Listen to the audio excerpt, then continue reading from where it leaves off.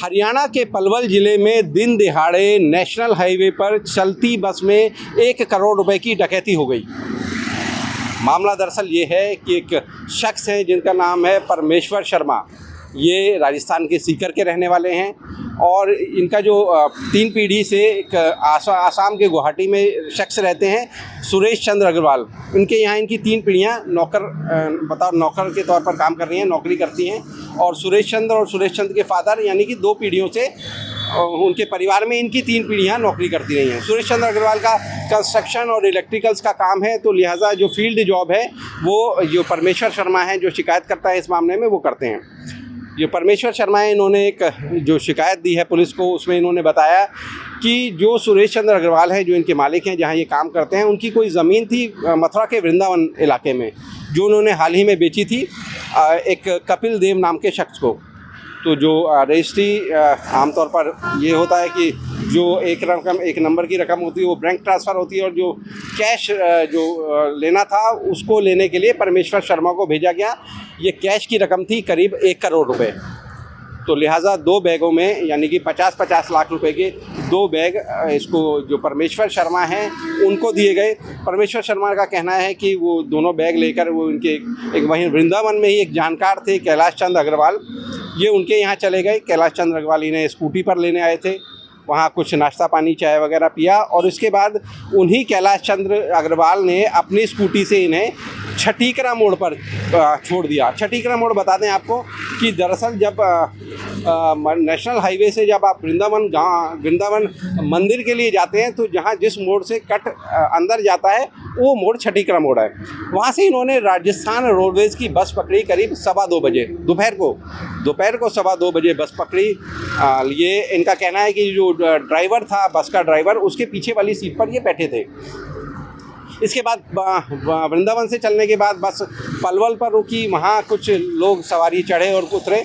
इसके बाद बस फिर चल दी और इसके बाद जब फरीदाबाद और पलवल के बीच में एक गांव पड़ता है बघौला, जहाँ की फ्लाईओवर निर्माण का काम चल रहा है, तो लिहाजा बस को सर्विस लेन पर डाला गया यानी कि सर्विस लेन पर लिया गया जहाँ बस की रफ्तार धीमी पड़ गई। इनका कहना है कि इसी बीच एक शख्स पहले गेट पर जो बस का गेट था उस पर लटका, तो जब उसको लटका देखा गाँव यात्रियों ने तो उसको भीतर ले लिया।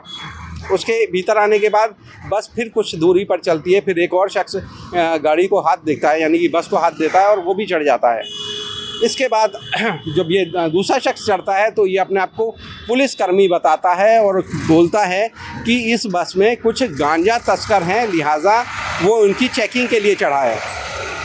इसी बीच जो पहले शख्स जो बस पर लटक रहा था यानी कि जो डोर पर लटक रहा था वो शख्स हुआ, एक ये शख्स हुआ और इसके अलावा 3 शख्स जो ऑलरेडी बस में बैठे हुए थे, इन 5 ने इसको घेर लिया और इससे दोनों बैग छीनने लग गए। इसका कहना है कि मेरे पास एक तीसरा बैग भी था जिसमें मेरे कपड़े थे, मोबाइल और कुछ और नकदी थी, तो वह सब इन्होंने छीन लिया और साथ ही इस शख्स को ज़बरदस्ती चलती बस से उतार लिया गया।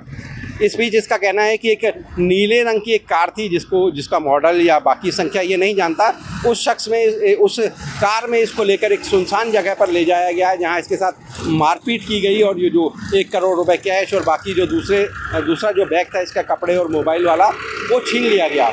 किसी तरह से ये शख्स मैनेज करके यहाँ गदपुरी पुलिस थाने पहुँचा है। ये मेरे आप पीछे देख रहे हैं गदपुरी पुलिस थाना है। आपको एक और चीज़ मैं बता दूँ कि जहाँ हम खड़े हैं यहाँ से मेरे दाईं ओर आप देख सकते हैं ये जो रास्ता जा रहा है ये मथुरा की ओर जा रहा है और बाईं ओर अगर आप देखेंगे तो ये रास्ता दिल्ली की तरफ जा रहा है।